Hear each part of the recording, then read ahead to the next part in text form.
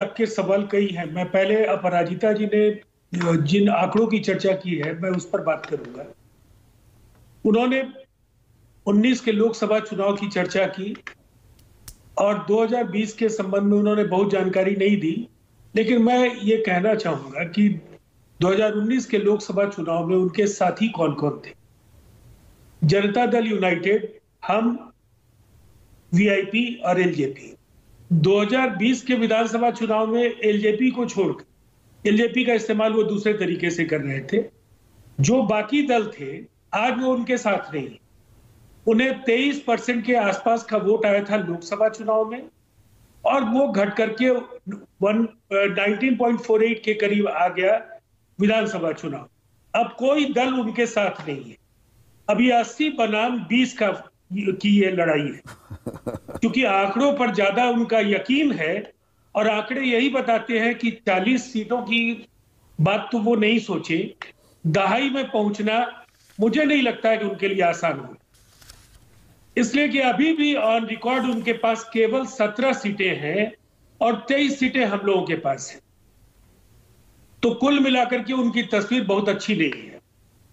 अब दूसरी बात, नहीं 23 सीटें नहीं, मतलब मैं ये कहना चाहूंगा कि टोकने ही वाला था।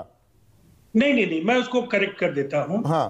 तो 20 और 80 की ये लड़ाई है, पहली बात। दूसरी बात, यात्राएं बराबर जनता से जोड़ने का एक माध्यम है और बिहार का इतिहास है। 20 वर्षों में अनेक ऐसे कालजयी फैसले हुए, वो इन यात्राओं के बाद जनता से मिले फीडबैक के आधार पर लिए।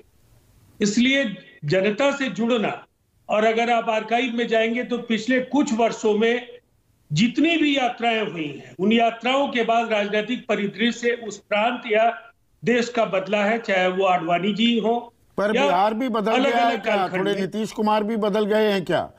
अगर जहरीली शराब पीने से मौत होती है, वो कहते हैं शराब पियोगे तो मरोगे ही, विधानसभा में ठहाके लगाते पाए जाते हैं, सुशासन पर सवाल भी हो रहे हैं, तो उनकी अगुवाई पर भी ये सवाल हैं जो पूछ रही हैं अपराजिता सारंगी कि ये बारात लेकर निकले तो हैं, दूल्हा कौन है?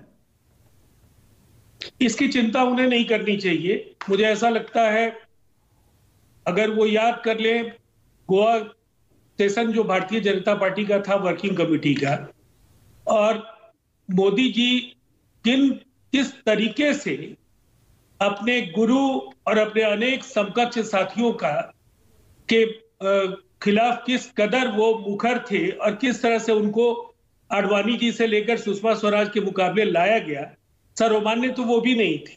एक रणनीति थी और उसके आधार पर वो सामने आए।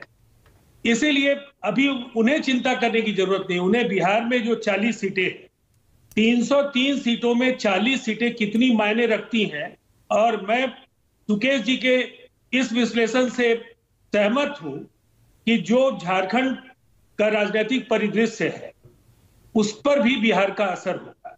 पश्चिम बंगाल के नतीजों को भी आप देख लीजिए। अगर लोकसभा चुनाव के बाद विधानसभा चुनाव हुए तो अंतिम जो चुनाव है वहां विधानसभा चुनाव है जहां भारतीय जनता पार्टी की करारी शिकस्त हुई। तो ये इनकी हवा निकालने के लिए काफी है। सरकार नहीं बनने जा रही है। बिहार तक ही ये मॉडल चलता रहेगा, ये मॉडल आगे भी बढ़ पाएगा। अखिलेश और मायावती नहीं भारत जोड़ो यात्रा में शामिल हुए, शुभकामनाएं दे दी, वो अलग बात है। हर जगह जो नाम गिनवाए अभी अपराजिता सारंगी ने, हर किसी की अपनी महत्वाकांक्षा भी है। अब देखिए अपराजिता जी की व्यवस्था क्या है। उन्हें अपनी चिंता नहीं है कि जो बिहार में 40 मिशन 40 के लिए आए हैं, अपना गृह प्रदेश तो नहीं बचा पाए नड्डा साहब, और किस तरीके के वहां अंतर्द्वंद है और अंतर्विरोध है पार्टी के अंदर। विद्रोहियों ने किस तरह से उनके खिलाफ मोर्चा संभाला, गुजरात के बाहर पूरे देश में इनका प्रदर्शन क्या रहा, इस पर अपराजिता जी नहीं बोलेंगी। कितनी सेलेक्टिव है इसी से समझ लीजिए कि बिहार में इनके पास उन 19.48% वोट है और सामने 80% का विशाल गठजोड़ यहां पर खड़ा है।